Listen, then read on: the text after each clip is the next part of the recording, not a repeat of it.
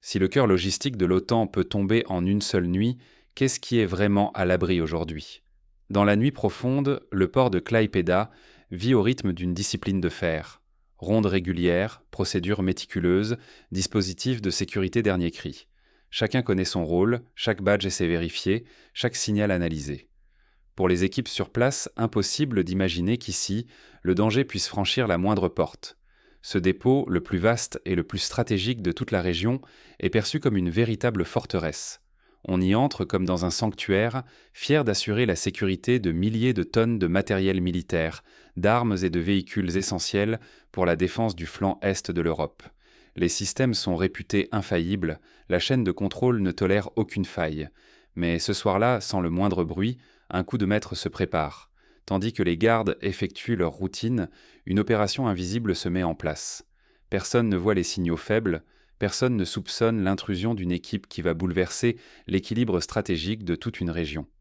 Si même les défenses les plus avancées peuvent s'effondrer en quelques minutes, alors tout ce que nous croyons protéger peut être menacé. Organisation, entreprise, État. La certitude de la sécurité vole en éclats, entraînant dans sa chute confiance, influence et avantages que l'on croyait éternels. Mais que s'est-il vraiment passé cette nuit-là à Klaipėda? Revenons sur les faits. À travers les images et les témoignages, reconstituons minute par minute le déroulement de cette opération qui a pris tout le monde de court. Derrière chaque conteneur, une cargaison capable de changer le cours d'une guerre. À Klaipėda, le plus grand dépôt de l'OTAN sur le flanc est réunit, sous un même toit, des dizaines de milliers d'armes, de munitions dernier cri, de technologies de pointe et de moyens de communication ultramodernes. Ce site, à la logistique colossale, est le cœur battant du soutien militaire dans la région, invisible mais indispensable à la sécurité de l'Europe entière. Au quotidien, rien n'est laissé au hasard. Du contrôle des accès à la vérification des scellés, chaque procédure est appliquée avec une rigueur quasi militaire. Surveillés par des caméras, protégés par des murs renforcés, les employés et les équipes de sécurité effectuent leur routine avec une assurance forgée par l'habitude et la discipline. Aucun détail n'échappe à la vigilance de ce microcosme où la sécurité semble absolue. Pourtant, derrière ce sentiment d'invulnérabilité, quelques signaux faibles passent inaperçus. De petites anomalies électriques, des micro-coupures dans le système de vidéosurveillance sont vite attribuées à des opérations de maintenance nocturne. Les alarmes ne se déclenchent pas. Chacun reste concentré sur ses tâches, persuadé que l'organisation sans faille rend tout incident impossible. C'est là que réside le piège. La confiance totale dans la forteresse logistique fait baisser la garde. Dans ce climat de certitude et de répétition, le risque majeur ne vient pas de l'extérieur mais de l'intérieur, du relâchement face à l'inattendu. Aucun employé, aucune alarme ne paraît capable d'anticiper une attaque invisible, orchestrée dans l'ombre, là où la menace n'est jamais attendue. Mais alors que la routine impose son rythme ailleurs, une équipe d'élite peaufine son plan et attend que la moindre faille s'ouvre.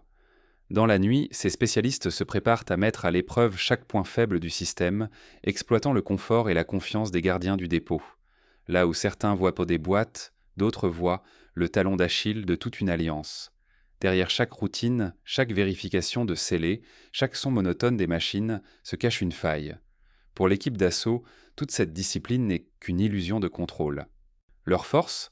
Une préparation méticuleuse, presque obsessionnelle, des semaines à analyser les patrouilles, à surveiller les moindres mouvements, à cartographier chaque recoin. Ils n'ont rien laissé au hasard. Les horaires de relève, les angles morts des caméras, le moindre mouvement d'énergie dans les circuits, tout a été décrypté. La moindre seconde d'inattention pouvait devenir la fissure par laquelle tout s'écroule. Leur arsenal n'est pas fait de simples explosifs ou d'armes classiques.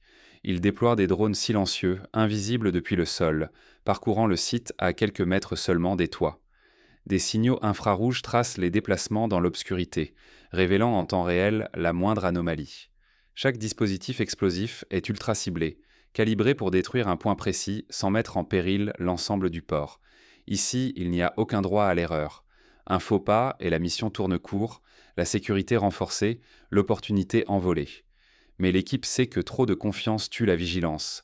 Les systèmes de sécurité, si sophistiqués soient-ils, restent vulnérables à l'inattendu. Prendre la sécurité pour acquise, c'est ouvrir la porte à la catastrophe.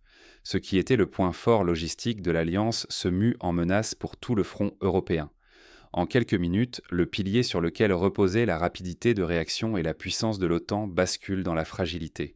À l'instant précis où la routine se fissure, tout ce qui semblait invulnérable s'effondre. Rien ne sera plus jamais comme avant. Quand l'inévitable se produit, que reste-t-il? Découvrons l'impact de l'attaque. Maintenant, imaginez la stupeur au petit matin. Le dépôt anéanti, la chaîne logistique brisée. Voyons ensemble comment ce choc a bouleversé toute la stratégie de l'Alliance. En quelques minutes, l'illusion de contrôle s'effondre dans un orage de feu et de cendres. Les explosions résonnent simultanément à travers le port de Klaipėda. 3 puis 5 points stratégiques s'embrasent, soufflant en un instant des années de logistique et des dizaines de milliers d'armes, de munitions et de technologies de pointe. Les réserves de missiles, de véhicules blindés et de systèmes de communication disparaissent dans un déluge de flammes, emportant avec elles la supériorité matérielle de l'Alliance sur le flanc Est. La panique s'empare des équipes.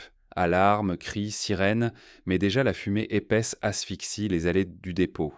Des incendies incontrôlables se propagent d'un conteneur à l'autre, transformant la discipline militaire en désordre absolu. Les couloirs de sécurité deviennent des pièges. Les sorties sont bloquées par les débris. La chaleur insupportable repousse chaque tentative de sauvetage. La logistique s'interrompt net. Les systèmes numériques tombent les uns après les autres, rendant impossible la coordination des secours ou la localisation précise des stocks restants. Les équipes de protection civile, débordées, doivent choisir entre sauver des vies et tenter de limiter l'incendie. Même les pompiers militaires, formés au pire scénario, avouent leur impuissance face à cette destruction méthodique. En quelques heures, tout change. La nouvelle de l'attaque se répand comme une traînée de poudre. Les vidéos amateurs, prises depuis le quai et diffusées sur les réseaux sociaux, montrent des colonnes de fumée noire s'élevant au-dessus du port. Les chaînes d'information internationales ouvrent leur journal sur la catastrophe, évoquant l'effondrement du mythe d'invulnérabilité de l'OTAN. En Europe comme aux États-Unis, l'opinion publique s'interroge. Comment un tel bastion logistique a-t-il pu tomber si vite? La perte matérielle est colossale, mais les dégâts psychologiques sont tout aussi dévastateurs. La confiance des militaires, des alliés, mais aussi des populations locales, s'effondre. Le moral des troupes s'érode face à la réalité. Leur principal rempart venait de disparaître en une nuit. Les adversaires observent, comprennent que la stratégie occidentale repose sur des chaînes logistiques désormais jugées vulnérables. L'impact ne se mesure pas seulement en millions d'euros perdus, mais en capacité d'action future. Chaque char, chaque missile détruit dans la nuit est une intervention de moins possible demain, un front moins bien approvisionné, une riposte ralentie. Soudain, la promesse de sécurité collective paraît bien fragile. Mais le pire est peut-être à venir. Comment rebâtir et tirer les leçons de ce désastre? Derrière les ruines fumantes, une question cruciale s'impose. L'OTAN saura-t-elle combler ses failles? Ou cette nuit marquera-t-elle un tournant irrémédiable dans l'histoire de l'Alliance? Même les bastions les mieux gardés sont vulnérables si l'ennemi est patient, méthodique et informé. L'attaque contre le dépôt de Klaipėda révèle une vérité implacable. Aucune forteresse logistique n'est indestructible, même au sein de l'OTAN. Première leçon, ne jamais centraliser toutes les ressources dans un seul site. Quand des dizaines de milliers d'armes, de munitions et d'équipements essentiels reposent sur un point névralgique, le moindre accroc devient catastrophe. Diversifier les routes, multiplier les points de stockage et établir des itinéraires alternatifs, c'est réduire la vulnérabilité globale face à toute menace. Deuxième apprentissage, les protocoles de sécurité doivent être vivants. Ils nécessitent des tests, des simulations et des révisions constantes. Ce qui fonctionnait hier ne suffira plus demain, car l'ennemi apprend vite, observe et s'adapte. Chaque routine connue, chaque schéma répétitif devient une porte d'entrée pour celui qui prépare son attaque avec minutie. La troisième leçon est celle de l'humilité. Croire que nos systèmes sont infaillibles, c'est offrir à l'adversaire l'avantage de la surprise. Se remettre en question à chaque étape, analyser chaque incident, même mineur, et accepter que toute défense peut être dépassée. Voilà la clé pour renforcer ses positions. Si ces enseignements sont ignorés, l'histoire se répétera. Ne pas changer, c'est accepter de voir l'Alliance replonger dans le chaos à chaque nouvelle attaque ciblée.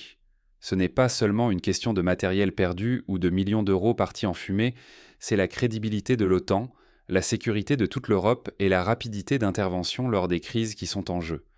Face à cette réalité, une question demeure. Et nous, face à la même menace, serions-nous vraiment prêts?